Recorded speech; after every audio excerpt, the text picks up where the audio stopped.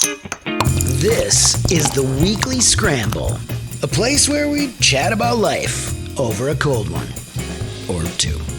It's time to belly up to the pod with Mike Fratelloni and your host, Chris Reavers. That's right. It's time for the Weekly Scramble podcast. My name is Chris Reavers. With me, as always, his name is Mike Fratelloni. Hello, Michael. How you doing, Reavers? I'm doing good, as you can already tell, as a guy that absolutely loves fall. My favorite season of the entire calendar year. And as a guy that has asthma and allergies, it's a lot of that stuff in the air. But anyway, you know what I am? I am tough. Are you? And I'm going to battle through this particular episode of the podcast. I don't see people with asthma as necessarily tough, right? Lack of wind can get you down. Can I tell you? Well, what the hell? Why not? No. It's our show. We can do whatever we want. I remember when I was first diagnosed, I was probably first grade, second grade, somewhere in there. And I had no idea. Sure. Right? It just was always harder for me to breathe when I would, and I was always active. I played 3 sports in high school. Anyway, and when I was younger, it just wasn't weird to me. And I remember, oh my gosh, poor Mrs. Butso. She was our Mrs. Butso, the best gym teacher in the history of Faribault athletics. Sure. She was my elementary school gym teacher who ended up becoming my parents' neighbor when they moved out of the city into the country. Okay. And she was the absolute bomb. She was the best. And she said, "Are you okay?" And I said, "Yeah, why?" I was doing one of those because I didn't know any different. Everyone breathed like they were underwater. And I swear she was about to call the ambulance for me, but no, Mrs. Butso was the absolute best. She was one of my favorite teachers, and obviously the best gym teacher of all time. The first time you took the hit from that inhaler, where you're like, "Wait, that's what that feels like." I still remember when I was diagnosed. My mom took me to wherever, and I remember getting my first inhaler, and it was like, wait, this is how everybody else gets to operate? Yeah. It reminds me a lot of the first time I took Viagra. I'm like, wait. That was exactly the noise. That's what it's supposed to be like? I had no idea. No idea. Oh, my God, I love you. Can I say stuff like that? I hope that was a good joke. Once again, it's our show. We get to do whatever I can say we want. Everyone knows I'm being a jocular doofus. As long as we're down that road, it's like the first time I took cocaine. Oh, great. I'm kidding. I'm totally joking. Life can be this good. Well, I will say this. I've always made this joke about how the fact that asthma has saved me a lot of money. Yeah, I never got addicted to cigarettes. I never smoked weed. Can't have cigars. None of that stuff, right? So I have never tried. I've smoked pot before in my life, right? This just in? Don't like it. It makes me nervous. I'm not. I like to be in control. You very jittery? No. I get paranoid, right? Oh. But something about cocaine makes me think that I would. I've never done that drug either. Sure. But I've talked to people who were kids in the 70s. And they said smoking pot was kind of gross, but a lot of people used cocaine, even in high school. Sure. And one woman that I really admire, and she was a very successful person. She's like, I would do cocaine every single day if it were legal.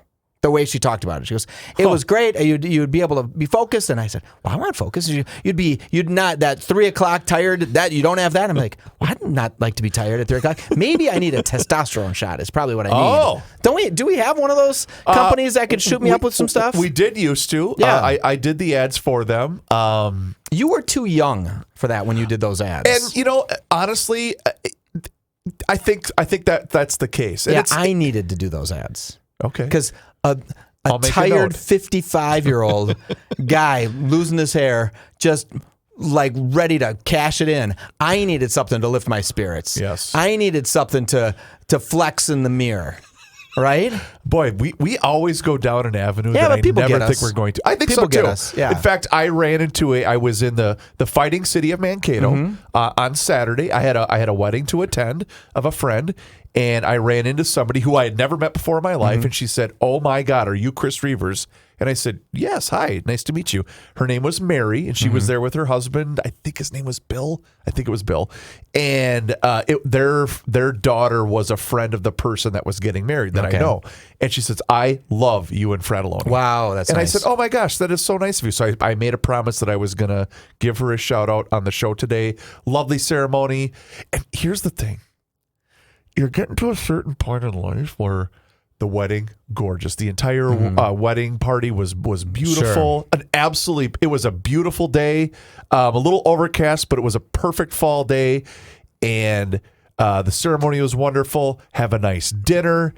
I kind of look around and say, okay, I'm out of here. I'm getting out of here before everyone starts getting their point two on it, right? Sure. And is that, when you kind of say, yeah, I'm good. I would have started getting out of there like 2 hours earlier. But you got to eat. Don't even have to go to the wedding, technically. Right? No one really wants me at the wedding. They want a check. And if I slide a check in with a number a little bit better. See you later. Right? And so it's funny that you always bump into women that know the show, and I only bump into men that know the show. Is there I think I'm a solid 6.5, and I can't get one. Oh, you're at least a 7.5. Oh, okay. You're at least a 7.5. You're not getting any of this, but okay. Yeah. I did meet a nice guy named Mark at our Andover store. We were doing these things for Can Do Canines. Okay. Right? We're doing that Find It at Frats thing where we hide something, and I taped this star to the dog, and then someone had to come in and find the dog to win the gift cards and stuff. And there was a guy named Mark out there, and he was super, super nice. He said, I haven't joined the Frat Pack yet. I said, what you been waiting for? Frat Pack is where it's at. Yeah. Right? You don't have to actually go and see anybody in the Frat Pack, but you know what everybody's doing. Right. Right? Well, you talk about running into listeners and whatnot, and I want to preface this by saying that there was a reason I did what I did. I was camping with my family. So once a year, my parents, my siblings, they all love to camp. Okay. I like to say, where's the nearest Holiday Inn? Sure. Okay. So once a year, I bite the bullet, and my boys love it. Yeah. And it's kind of fun. Okay. Oh, we don't have to shower, and there's a swimming pool right there, and we get to ride a 4-wheeler and just be gross and dumb, and they love it. So I bite the bullet. Once a year, I suck it up. And I'm not even going to name the campground. We were at a campground, and it again, would I prefer to take a shower? Absolutely. Sure. But you know what? For a couple of days, it's fine. Okay. It's fine. I'll be able to make it, right? And the food's always great because it's barbecue and everything else. And there was a camper that had this huge GL sticker on the back window, on top of above where the bumper is. And my brother and I were he's got a cool side by side that he brings with on all the camping trips, so we can kind of tool around and just make sure the kids are doing okay while we have road sodas, right? And so we're driving through the campground, and of course, my two brothers love to do nothing more than what? Give me crap. Sure. And make me uncomfortable. So my little brother, Rob, pulls up. He's like, well, would you looky here? I go, no. GL sticker. And so he said, well, and I just said, okay. And I introduced, he walked up. Do you know Reavers? The people that were there could not possibly have been cooler. Hey, you want a beer? Whatever. And it was fun. But again, it's just like, okay, I'm here with my family. You don't need to start doing all that. I think I know that trailer. That's the one that had the big GL sticker on it. And then the bottom sticker that said, if this trailer's rocking, don't bother knocking unless you're Joe Souchere, come on in, right? Maybe. I wonder if Joe Souchere has ever had any of those situations where... Do you think in any of the years he has been alive that he has been camping? No. No, I think he's a lot like me, or I am a lot like him. I don't ever recall, when you're talking about not taking a shower for a couple days, I don't ever recall in my life not taking a shower at least once a day. Not ever missing a shower. I can't function without it. That's the thing. For me, it's a comfort thing because I can't sleep if I don't shower before I go to bed. I can't shower before I go to bed. I'm not 11. I got to do it. I got to do it in the morning before I get up. No, I for do work. both. Oh, you do both. I do it before I go to bed, and then when I get up after I usually do stuff. And if I work out, I shower at night. I guess. Yeah. Okay. Well, we sure went a long way to get to nothing. Yeah, we really did. Yeah. Okay. Did you vote for Fry? Did you do what you had to do? Well, I know you don't live in Minneapolis, but you could have gone and voted. I was going to go this morning, and I want to get into a lot more of that around the other side of this break. But I did go, or I was going to go this morning because my polling place is basically the Jordan Middle School / Community Education Center because it's one big building that's connected together. But I had to do a couple of things. In fact, I had to meet with a client this morning, our new friends at Awaken 180 Weight Loss. Nice. I had to be on a phone call with them this morning. Do you have a weigh-in? Every Wednesday morning. Every Wednesday morning. Okay. With my gal Emma, who's amazing. And this is not an ad for them, but I had that, and all of a sudden I went, "Oh crap! I got to get in the shower and get to work." Yeah. So I'm going to do it before I go home today. Okay. I'm going to do it this afternoon, and then get my little sticker. Are they doing is it the problem with some of these off-year elections is, Minneapolis has a big one, St. Paul has a big one, but Mendota Heights, where I live, I don't know if they have anything big. All right. Yeah, and to be honest, I remember. Obviously, last year was a huge year because we had a presidential election. But I remember it was 2 years ago. We literally did not have any offices up. Oh, really? So I went down there and I said, "Well, what?" And she said, "Well, there's one thing to vote on." It was like some school board something. It wasn't even a race. Yeah, it was just vote no. Are you good? Yeah, exactly. It was like a referendum on something. Those adult pornography books in the third graders library. You're like, I'm going to vote no for that. Honest to God, there is so much audio and video that is circulated, but I don't want to do it right now because I know what it's going to do to you. But there's a piece of audio that I have to play for you that just perfectly encapsulates. Did I say that right? Yeah.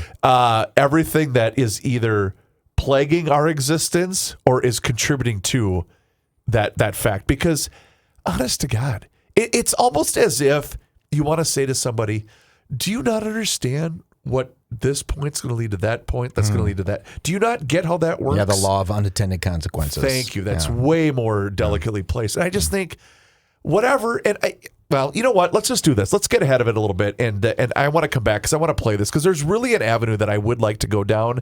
But first, I want to talk about our friends at We Are Nuts and wearenutsmn.com. Here's the deal, ladies and gentlemen. If you're in charge of corporate holiday gifting this year, don't be the person that sends another boring gift. Be the hero that sends toffee peanuts. And that's because We Are Nuts MN is going to provide that for you. Locally roasted, family owned, and dangerously good. Their corporate gift tins are fresh, festive, and also unforgettable. Whether you're thanking clients, rewarding employees, or just spreading holiday cheer, they've got you covered. Here's how easy that it is. You just go to wearenutsmn.com. You can download the corporate gifting catalog. It's right there on the homepage. You pick your tins. Whether it's the toffee peanuts, the cashews, the mixed nuts, the chocolate almonds, the hokey pokey popcorn, even the famous 4, it's all there for you. You send them your gift list, and then they're going to pack, personalize, and ship each tin, even with custom enclosure cards featuring your company's logo and also your personal message. There's no endless forms. There's no box taping marathons. You just call, you email, or you can visit the site, and they will handle the rest.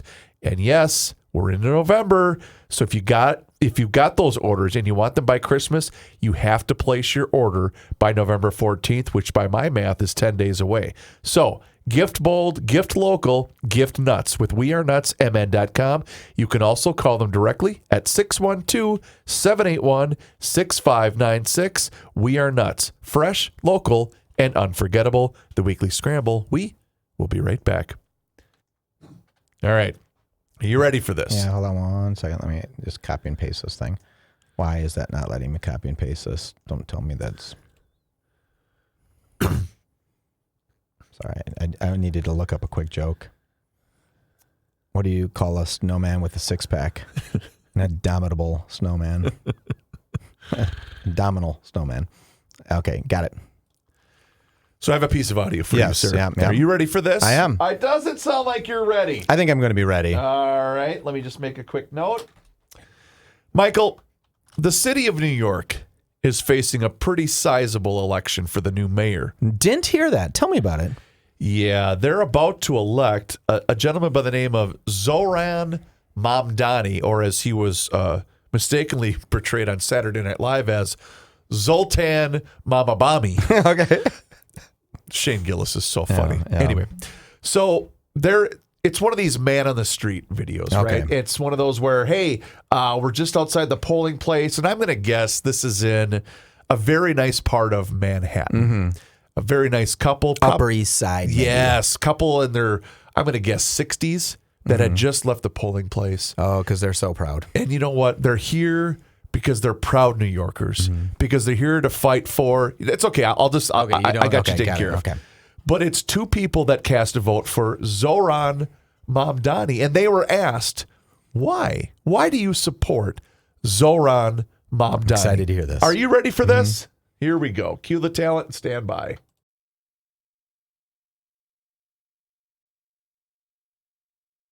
Let's do take 2 because I had the wrong button pushed up. Here we go. Cue the talent, stand by. I know he's controversial for some. They're saying that it'll force millionaires to go out of the city and they're paying majority of the tax. What do you say to those people? I think that's baloney. I think millionaires tend to not pay taxes, don't they? They tend to avoid paying taxes that perhaps you or I could not successfully do. And what about the government-run grocery stores? Do you think that that's a model that could work? Yes. And I why? think there's too many hungry people and too many potatoes here that are $5 a pound. Yeah, you got to lower the prices. Is there anything else about Zoran that gets you excited about him? I'm excited that he gets young people excited, and I'm excited to see people standing in line, hopefully, to vote for something new. And last thing, the number one comment I get on some of my videos is that socialism doesn't work. It's been tried many times. Why do you think it'll work? This isn't socialism he's talking about, social democracy. You know, government should work to encourage people to thrive and be successful. Everybody thrive. It shouldn't be a matter of it should be equality, not supremacy. It should be a matter of bringing everybody up and not just having a few people with entirely Making all too the much money and too much decision. Michael, I would just like to yield the balance of my time. Well, I agreed with the man talking at the very end when he said government should be here to have everybody thrive. We just have two totally different points of view on what helps people thrive. And opening a government-run grocery store that will have no food, will not have good prices, and will be out of business will not do it. Stopping landlords from increasing their rent as the market would demand does not add more low-income housing into a city. It just doesn't do it. It does the exact opposite. Everything he's doing does the exact opposite of what they want him to do. I did find something interesting, Reavers, and I need to ask you this and let you ponder it for a little bit. So I think the Republican side of the ticket has about 40% of the people are kind of Bill Clinton Republicans, right? Okay. Jack Kennedy Republicans. I know those were Democrats, but we're kind of in the middle of the road. Then we have a 10% of the ultra-right, abortion's their number one topic. They'll only vote for people that want to stop abortion, all that. So we have 50% of the population, right? 40% being kind of moderate, 10% being ultra-right. I think the Democrats have a big problem. So I think they had about 40% of the people were common sense Democrats, right? And then 10% of the people who were far left. Now, I think far left is 25%. And I think middle left is 25%.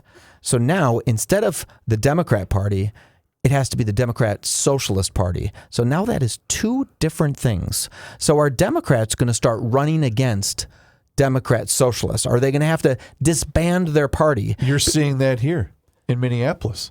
You 100% That's are. Jacob Frey versus Omar Fateh. It's exactly happening. But these senators that were elected as standard middle-of-the-road Democrats are not going to want to leave.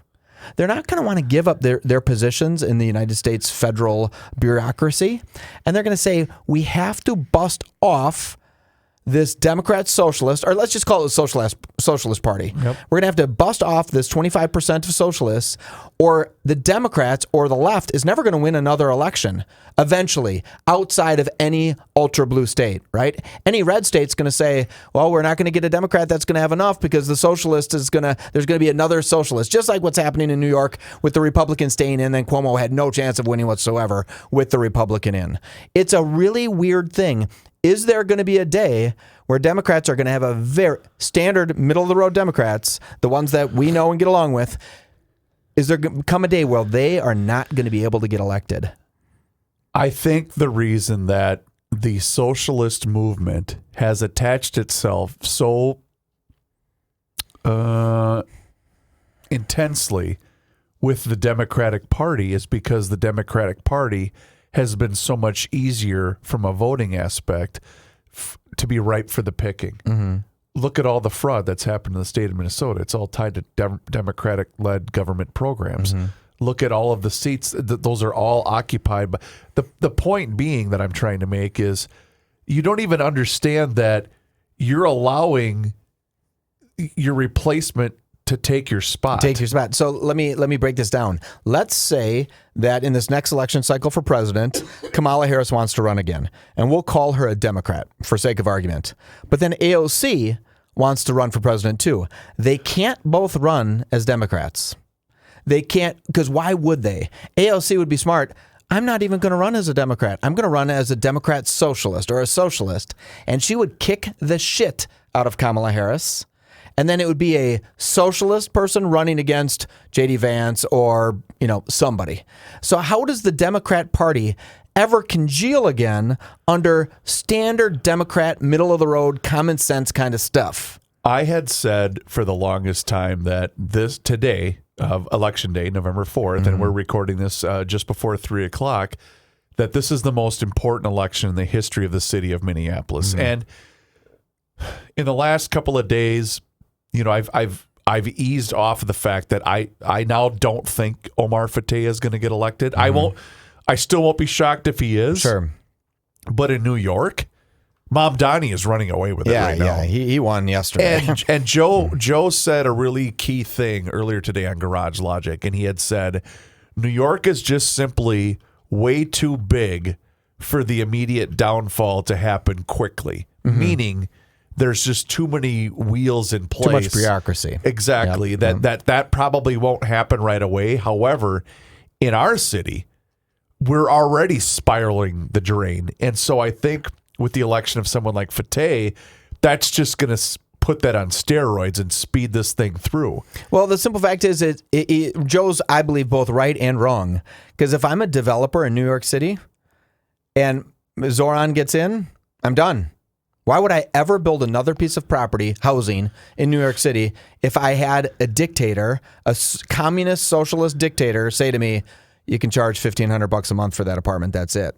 I said, no, thank you. Same thing that happened in St. Paul and Minneapolis. Right, they shut it down. All of our friends that were in that business, that the city said, oh, you can only go up 3% unless if you're a new property, you can do this, you can do this. And they said, thanks, but no thanks, we're not building anymore. The Ford plant, when they were building all those things, they stopped and said, we can't do this.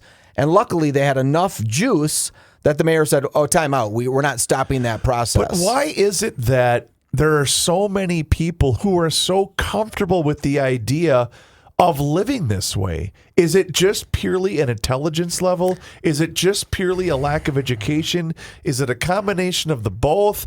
Is it not having a real world experience of either owning a property, renting a property? Are you always trying to place blame on somebody else? What is it that leads to that mindset? I blame Donald Trump. Why? Because he's a dink. Donald Trump does not bring together the sides. Donald Trump, when he won, could have said, hey, this is a country for all, right? I'm the president of everyone. We're going to try to get these sides together. He's so polarizing that even if you're following a bad idea, but the bad idea is on your side, you still have to take it. Because you can't cross that middle line and say, I'd accept anything from Donald Trump. Right? I mean, you've said it a million times. Donald Trump could stop the war in the Middle East, stop the Ukraine-Russian war. It doesn't matter what he does. Someone's going to bitch about it on the other side. And that's his fault because he's such a weirdo. Name another president who's willing to troll somebody. I don't know if you saw they in this hall in the White House, they put up some pictures of the presidents, right? And they had great, Obama had a beautiful picture and Clinton had a beautiful picture. And then when it got to President Biden, they put an auto pen. Yeah, I did see that. Right? Yeah. That's the kind of shit that drives the other side nuts. And it's unnecessary. It's unnecessary, and you never get someone to listen to your opinion. If you're constantly jabbing them and calling them stupid and making fun of them, they're not going to say, oh, okay. You know how hard it is to get red pilled if you hate the red pill, right? You okay? Yeah, I'm good. Okay. But the other thing, too, is I just don't think there ever is going to be a unifying front. There will be. But really? Let's think. Who could run for president this next year besides AOC, because she could bring the world together? AOC for you and me. I thought of that great tagline for her. She's going to win. I swear to God, she's going to win. You really have to stop being in love. Yeah. Well, I don't know. Like J.D. Vance, I think is kind of normal. He's getting a little bit of, if people knew J.D. Vance's his background and his hillbilly elegy book and movie, if they watch that, they'd say, oh, that's an interesting guy, right? And I do think this is going to be unpopular. I think the Republicans have to leave the abortion issue. Well, yeah, I've been saying that for just everyone has their own personal beliefs. Yeah. And everyone's entitled to their own personal beliefs on that. But to consistently make this an issue, all you're doing is adding fuel to the fire. Yeah, you can't be Scott Jensen and win a governor's race in Minnesota if you start it with abortion should be illegal in Minnesota. You get that 10% on the far right that says absolutely. You keep the 40% of Republicans that are kind of in the middle, but you get 0 of the Democrats. Well, and again, would you get more than 10% of the Democrats if you said abortion should be legal, safe, and rare? If they decide to run him against Walz again, you are absolutely slam dunking home a victory for the Walz, the failed Walz regime in this state. Besides Mike Fratelloni, who could run for governor and who would have a chance? Kendall Qualls. Do you like? No, he can't win. You don't think so? No, can't win. He's proven he can't win. I think Kendall Qualls would make a good candidate. I think he'd be a good candidate. He can't win. I think Kristen Robbins would make a good candidate. Okay. I know Lisa Damuth announced her candidacy. She might have a chance. No. But none of those people have. And Kendall, at least we've heard of his name. No one else has a shot in hell. We need to get somebody big. Mike Lindell, the pillow guy. No. Okay. I think I'm being serious. What about this is going to be dumb. The congressman from the United States congressman owns Phillips Liquor. Phillips. Oh, Dean Phillips? Dean Phillips could run for governor. But he's a Democrat. He's not. Dean Phillips is a moderate. So would he run as an independent like Jesse did? Don't know that. I don't know. But he could become our next governor, and he would be a middle of the road where the 80%, some of the 80% say, I don't love everything he does, but I've met Dean Phillips. Dean Phillips is not a weirdo. No. He's a nice guy. In fact, I believe, if I'm not mistaken, he was one of the first people holding office that came out to say, you can't run this guy. Biden is not okay. Yes. Like this is not okay. I wonder if Dean's thinking about running for governor. Is being a governor better than being a United States congressman, a member of the House of Representatives? I think it is. There's only 50 governors, and there's 400 and whatever. Probably. It probably and is. for him, when he has aspirations to become president, I think Dean would have a better chance coming in here, knocking Walz off the top run of the ladder, and saying, I'm going to try to unite Minnesota. We're not going to get a Republican in Minnesota. Surely aren't going to get Scott Jensen. But here's I guess where I think a lot of other people are at right now in terms of just where we are at politically. Because in this state, again, I'm going to bring this up again. I hope to God that the city of Minneapolis is smart enough not to elect Omar Fateh, who will single-handedly ruin what's remaining of the state we once knew. Because Minneapolis is the engine of the entire financial aspect of this state. Well, as we record this, if you're listening to this tonight, we're going to put this podcast up at 3 o'clock, something like that. If you're listening to this and you live in Minneapolis and you haven't voted, maybe you're a Republican, maybe you're on the right, and you know your vote on the right has no bearing whatsoever. Well, it does this time because you can still go vote for Mayor Fry. All right, so let me just throw this at you because I saved this for our show because I'm constantly throwing stuff at Joe and he sometimes doesn't want to talk about this, he doesn't want to talk about that. But you know who? Jeepers, I'm so sorry about my voice today. You're a little choked up. I really apologize. So the U.S. Secretary of Agriculture is a woman by the name of Brooke Rollins. Are you familiar with her, Michael? Yeah, tell me why I know that name. On the first day, USDA, that is the United States Department of Agriculture, they told every state in the union to send us their SNAP data so that we could make sure that illegal immigrants aren't getting benefits meant for American families. 29 states stepped up and provided that information. 21 blue states absolutely refused, and 2 of them sued the United States Department of Agriculture for even asking for that information. And guess what? In just the states that cooperated, we've already uncovered massive fraud. The Democratic Party has turned its back on working Americans and built its entire strategy around protecting illegal aliens. They know if the handouts stop, those illegals will go back home. And Democrats will lose 20-plus seats after the next census. And she goes on to say there's a new sheriff in town. POTUS will not tolerate waste. That's what we're up against, ladies and gentlemen. It's the machine that's at work here. Yes. And whether you like a certain candidate or not, I'm tired of this crap. And again, I don't want to keep being the guy that harps on the family that absolutely needs SNAP because I know people that need SNAP. But the problem is the fraud, the abuse, and the waste. In that particular segment, where she was featured on Fox News. They uncovered one illegal immigrant from Somalia that was a registered SNAP recipient in 6 different states. Well, maybe he has a beach house in Florida. Maybe he likes the coastal Carolinas. So as the guy, so you begrudge him for having 6 properties? Absolutely, Yeah. I do.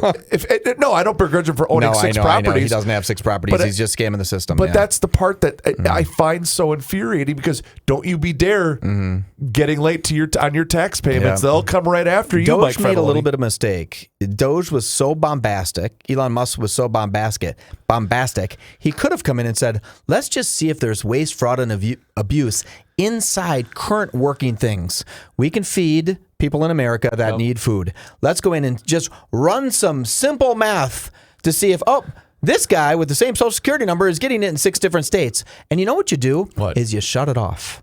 And then you make them come back. And I think we just did this in Minnesota. Many of these payments that we were making on some of these fraud things, we stopped making the payments, waiting for people to have the balls to come back and ask. Because you know the guy, the Somalian who was getting the 6 states worth, he didn't call the federal government and say, hey, I'm getting SNAP in Minnesota and Iowa and New Jersey and South Carolina. He doesn't have the guts to do that, right? Yeah. He thinks he's been caught at that point in time, which would stop a lot of it, right? So I think we really made a mistake with Elon coming in and shutting things off, like shutting whole departments down, when we could have just dug for the waste, fraud, and abuse internal to those departments. Let's talk about our friends at Masters Maples and mastersmaples.com. Available at all of your Fredolini's hardware and garden stores locations. I got to tell you, I got a brand new next door neighbor. Okay. His name is Jason. He's amazing. You know what else? You know what's really cool about having a new neighbor is finding out what are you into? Yeah. He is an artist when it comes to smoking meat. Oh, you're kidding. And so he made something a couple of weeks ago, and I said, I've been working with this company, and I think so I gave him a jar from our buddy Ben of the savory and the sweet rubs. He goes, I love doing ribs. I go, well, here, try this out. Try this. So guess what he did? Brought some ribs to you. He brought and if he didn't, cut him off. Yeah, then you're done. Yeah, you're out the never door. talk to that guy again. He said, where did you get this stuff? This is amazing. So he did the savory seasoning because we have the meat market in Jordan. It's called Picarna's. It's unbelievable. Okay. And he goes, I went down to Picarna's. I got some ribs. I used your savory seasoning. These are incredible. So the next day, he went back to Picarna's, got another rack of ribs, and did it again the next day. Because, of course, the entire neighborhood was over. When you meet a new guy in your neighborhood, because I don't meet my neighbors. Right. I don't know any of them. Right? Not that I don't like them. I just don't know them. It's not my thing. But when you meet him, do you run back in and say to your wife, honey, I just met Bob. I got a new friend. He is, there's a real chance he's going to be my new best friend. Well, I have one of those neighborhoods too where we all have kids, right? So they're all running about. And of course, Friday, it was Halloween. Everyone's out. Do you have some kids at your house? Fire. Oh my God. There's fires going everywhere. It's fantastic. I had none. You had no trick-or-treaters? No, they're not coming up. I got a weird driveway. Got security all over the place. No one's coming up to my house. Anyway. That's nice. But okay, good. But that's cool. It was so awesome. And buy this stuff. But do this. What? I'm sorry, go ahead. Yeah, I was going to say buy it. It's so good. That's what makes the endorsing a product like that amazing, because Ben's created such a monster with mastersmaples.com that you go on there, of course you're going to get the best 100% pure maple syrup that Minnesota has to offer, but you're also going to get those unbelievable rubs. You're going to get the pure maple sugar for the bakers in your life. And you know what? It's a great family-run business that's based right here in Cohasset, Minnesota. And Ben is the absolute best and a diehard GLer and also Weekly Scramble listener. But it's such a great product. And again, if you don't want to go on the website, just go to Fredolini's. They carry we got it. We got it all. They carry everything. Yeah. And please do us a favor and let Ben know that you heard about Masters Maples and mastersmaples.com right here on the Weekly Scramble podcast. And we will be right back. I'm about to say something extremely controversial because we haven't said nearly enough about politics. So I want to switch to something else. And I feel bad saying this. Oh no. I don't know how to break this to 12-year-old / 13-year-old Chris Reavers. Uh-oh. What is it? I think the 2025 World Series You're might not very gonna say well it. You're rival not gonna say it. 1991. No, you're not going to say it. Really? And again, 91. I could almost recant every single pitch from that World Series. From Jack Morris's first to Gene Larkin's hit in games. I could almost recite. Well, this is where Mark Lemke gets in trouble. In fact, I believe you. I 100%. I have one of those DVDs that I was gifted as a couple of years ago, and so the boys and I sat down and they're like, "We're going to watch the whole series." I go, "Well, it's not the whole series. It's like the highlights from each game, and it's like encapsulated in like a 2-hour. It's almost like a movie." So when some guys put here's where on, Mark Lemke gets a triple. yeah, some guys put on deep romantic music when they're going to get frisky. You're like, hold on, honey, I'm putting on the 91 World Series DVD.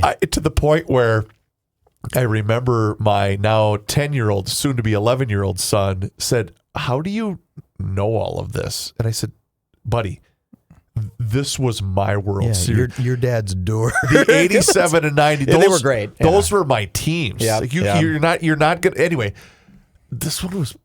It was great. It was so good. You know how good it was? You watched it. I watched it. that you know that. And I was in a bar and we were going nuts. In fact, I sent you a really bright text. Yes, you did. I sent him a little text that said, "Reavers, I know you've been really busy lately. I don't know if you know that the it went to Game 7 and it just happens to be on." And the next day you're like, "You are so great." Like you didn't know. It was pretty funny. To the point where I was staying because I had a wedding Saturday, so I was at a hotel and I was screaming and just hooting and hollering and everything else, and I'm sure everyone that was staying over going, "What the hell is?" Were you happy with the outcome?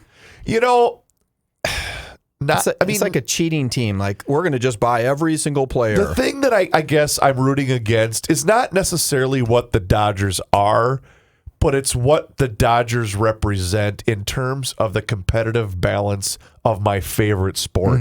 I love baseball. Sure, and they're screwing it up. And it's unfortunate because baseball on the professional level has essentially become college football. 5 teams have a chance to win it. Yep. That's it. Yep. That's it. The rest of the league has no chance. But would you have said at the beginning of the year the Blue Jays were one of those 5 teams? Well, they were, I think, 6th in payroll. Oh, they year. were. Oh, Okay. yeah. They I thought their payroll was like not as big as Ohtani's single season payroll. Well, no. I think the Blue Jays had a payroll of $260 million. Was that big? Okay. Yeah.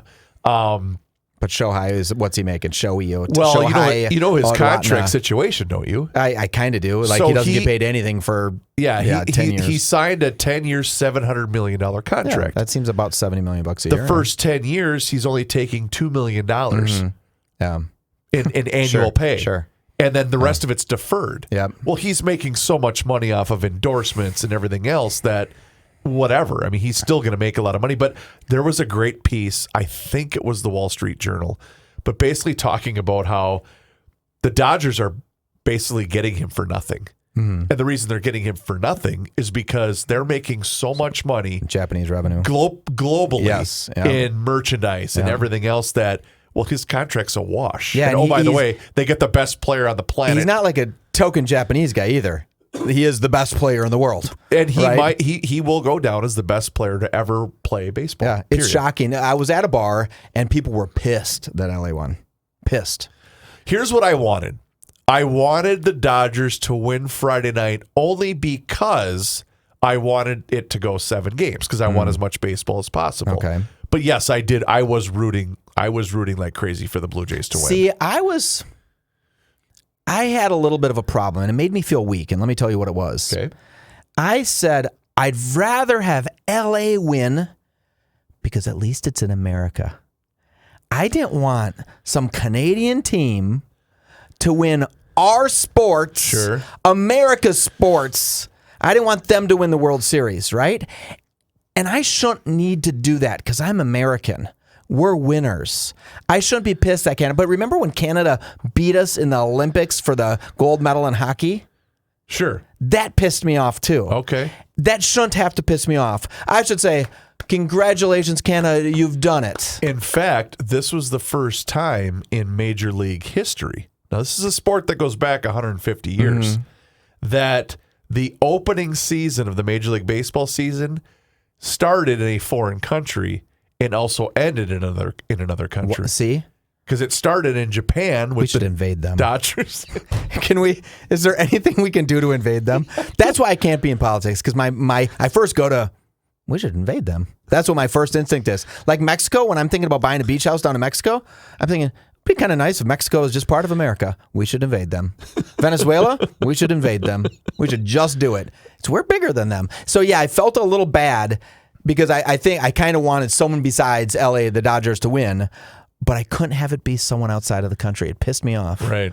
And I don't think we should play football in Europe anymore either. Okay. I don't like You're that drawing either. the line? I honest to God, I'm pulling back a little bit. Okay. Let's have some wins for America. Okay. Not bullcrap wins like Trump keeps yelling. Let's have some real wins. Like if we go to the Olympics, because the Olympics is coming up, and if we don't rock the crap out of the Olympics, I'm going to be pissed because we need this. Now I feel like I'm Russia or China, like, oh, we need to beat American. That's the Chinese. How about we do this? How about we get through today? Yes. And see what the fate of both of our city and our country is, and then we'll go from there. Oh, I think that's a really good idea, Reavers. I do know. I'm trying to think of some. I didn't write a great joke, but I do have. What do you call a snowman with a 6-pack? What do I call a snowman with a 6-pack? An abdominal snowman. Because winter's coming. Winter's coming. It's going to be a dark winter, too. I can just feel it. Hey, good luck to Mayor Fry. Let's do it. Let's bring it home. Let's bring it home. All right. Let's see. We'll see you next later on in the week, Reavers. You're the best. Thank you, Michael. Please do us a favor, rate and review the show wherever you happen to be listening to the Weekly Scramble podcast. It helps other people find the show, and it helps us out as well, and we appreciate each and every single one of you. His name is Mike Fratelloni. My name is Chris Reavers. Thank you so very much for listening to the Weekly Scramble podcast. We'll talk to you again next time, and until then, cheers. Sorry.